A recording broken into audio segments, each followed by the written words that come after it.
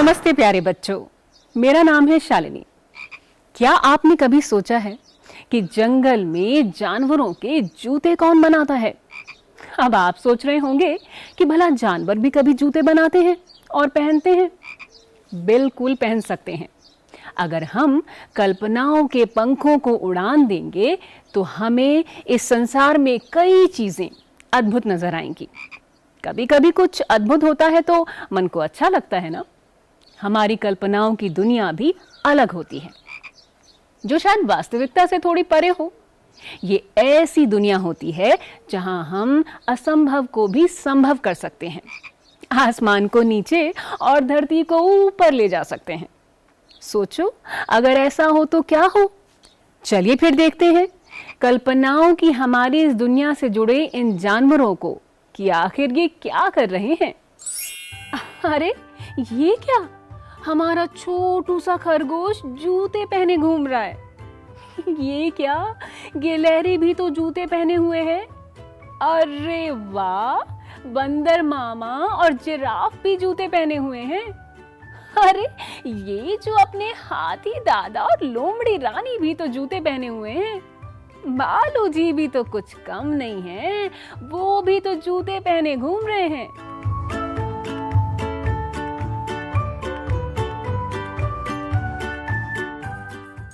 बच्चों, कैसा लगा आपको इन्हें जूते पहने हुए देखकर? कितने प्यारे और अनोखे लग रहे थे ना हमारे ये दोस्त।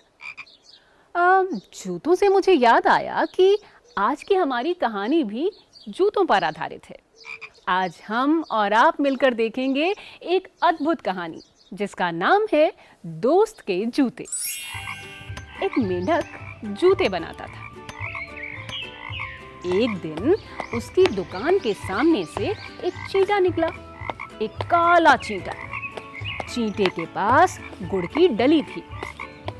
मेंढक ने चींटे को देखा और चींटे से कहा, थोड़ा गुड़ दे दो, मच्छर खाते खाते ऊब गया हूँ। चींटा बोला, अगर तुम मेरे दोस्त के लिए जूते बना दो तो आधा गुड़ तुम्हारा। मेंढक ने सोचा, गुड़ के बदले 6 जूते बनाना अच्छा सौदा है। उसने हामी भर ली। चींटे ने आधा गुड़ मेंढक को दे दिया। अगले दिन चींटा अपने दोस्त के जूतों का नाप देने मेंढक के पास पहुंचा। चींटे का दोस्त कनखजूरा था। जब चींटे ने मेंढक को अपने दोस्त कनखजूरे से मिलवाया तो उसके पैर देखकर मेंढक की आंखें खुली की खुली रह गईं।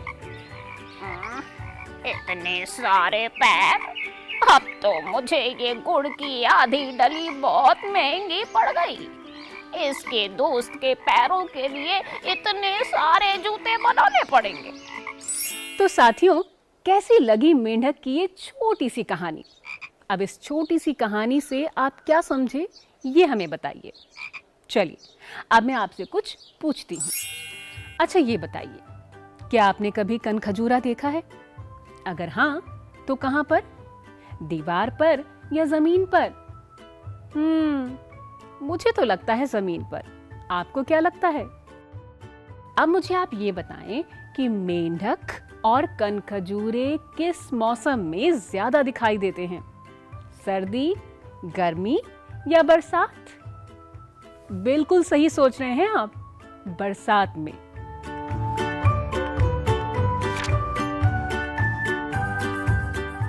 अब आप इस कहानी में आए कुछ शब्दों के अर्थ बताएं और उनका वाक्य प्रयोग करें। ये शब्द हैं, पहला शब्द है डली। डली किसे कहते हैं, कोई बताएगा मुझे? चलिए मैं आपको बताती हूँ।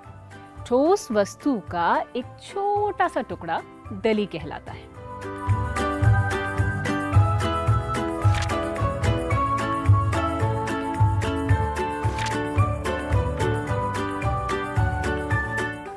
ऐसे ही अगला शब्द है ऊब। याद कीजिए, किस चीज से आप ऊब जाते हैं? जैसे कई बार आप एक ही तरह का खाना खाते खाते ऊब जाते हैं, एक ही तरह का खेल खेलते खेलते ऊब जाते हैं, है ना?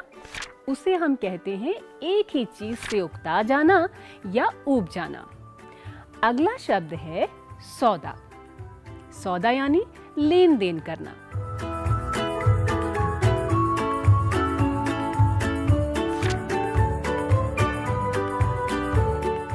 क्या आप में से बताएगा इसका मतलब क्या होता है? याद कीजिए, आपने कभी ना कभी तो कोई ना कोई सौदा किया होगा। जैसे अपने दोस्तों से कहते होंगे कि लाओ तुम मुझे बैट दे दो, मैं तुम्हें बॉल दे दूंगा, है ना? या फिर आपको याद है जब आप दुकानदार के पास कोई टॉफ़ी या चॉकलेट लेने जाते हैं तो उसके बदले में उसे क्या देते हैं? पैसे या रुपए देते हैं, है ना? इसी को कहते हैं सौदा।